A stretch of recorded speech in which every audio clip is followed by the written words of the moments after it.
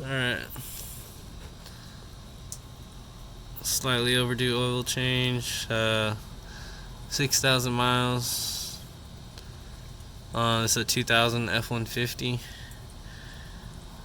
Let me do a walk around. This is gonna be a 16 millimeter.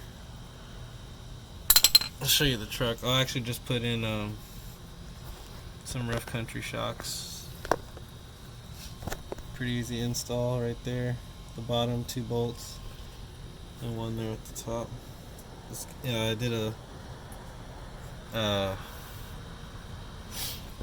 leveling kit, 2.5-inch leveling kit and 2-inch blocks, 2.5-inch blocks. So I needed to upgrade my shocks. I was still using the stock ones, and it was definitely giving it a rough ride.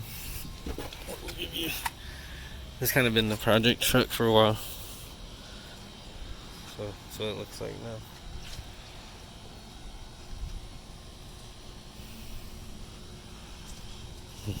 I'm gonna let the hood down a little bit.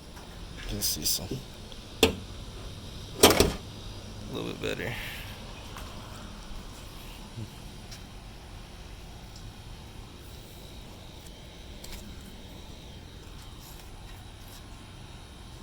Okay. You're gonna come on this side.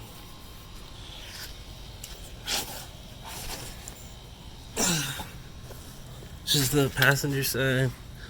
16 millimeter. I like to always make sure my oil filter's loose, because if you can't get your oil filter off, you need to figure out that situation first, because it doesn't usually have a bolt. It's a little difficult to get to, so if you can't get that loose first, I wouldn't attempt your oil change, so you can figure that out. Alright, I already took out my dipstick and opened the cap to give it more flow. Alright, it's gonna be a little dark. Let's see.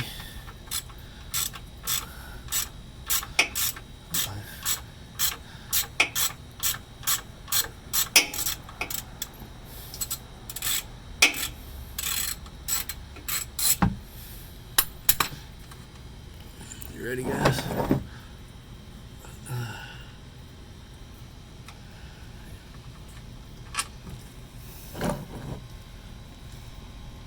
It's pretty dark.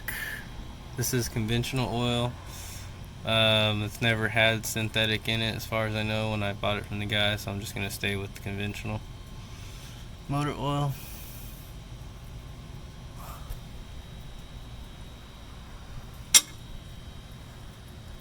Here's a plug cap, 16 millimeter. Just going to let that run out. Keep up with your stuff.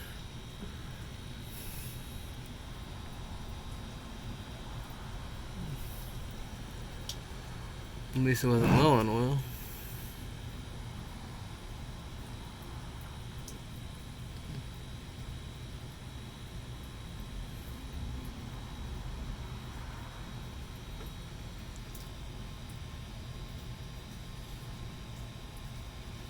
Definitely time for some new oil though.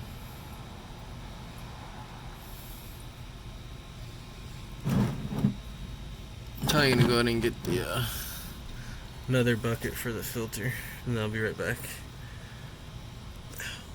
Alright, got a little tip here if you guys want to avoid getting all the mess on your cross member or whatever this thing is called. You can put some cardboard back here to help funnel it and not create splashes around the funnel, around the filter.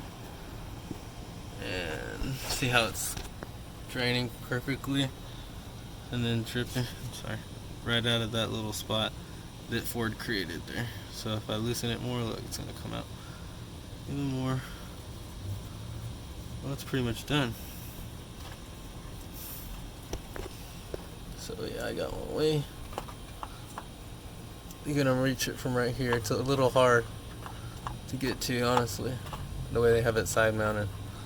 But if you create a nice little splash zone, it will go right to your bucket without creating a lot of mess. Alright, that's my last tip. I'll be back with me 1 second and get this stuff taken down. Alright, we're gonna get the oil right here. Walmart did not have any conventional oil besides this brand, Quaker State. All mileage, everything synthetic blend or full synthetic. I guess they're trying to get rid of that conventional stuff, but I'm gonna stay with conventional since that's what it was. And let me show you. 5W20.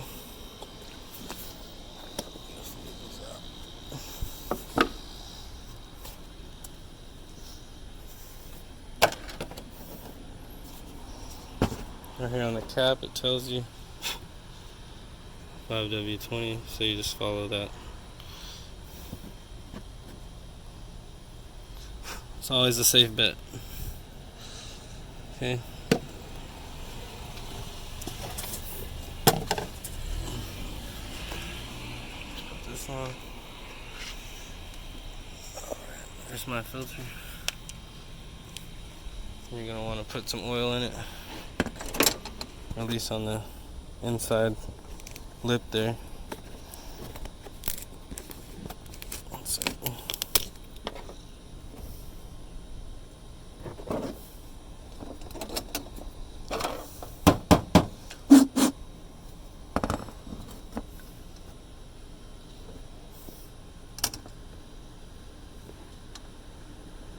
Kind of like that.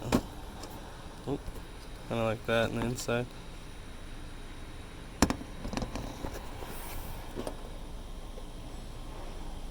Good to go.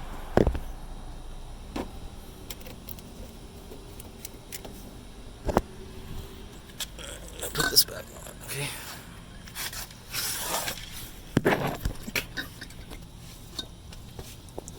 So you go right under here. Oh, I just spilled some of my oil.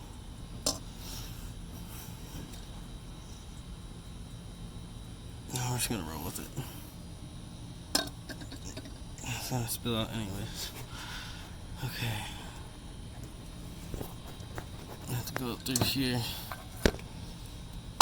There it is. I'm gonna have to put the phone down because this angle through this is very difficult. You have to finagle it through this pitman arm and other stuff like that. So I'll be right back. Alright, I was able to get it in there. Kind of had to go in backwards and rotate it once I went through there. It was kind of weird, but I figured it out as usual.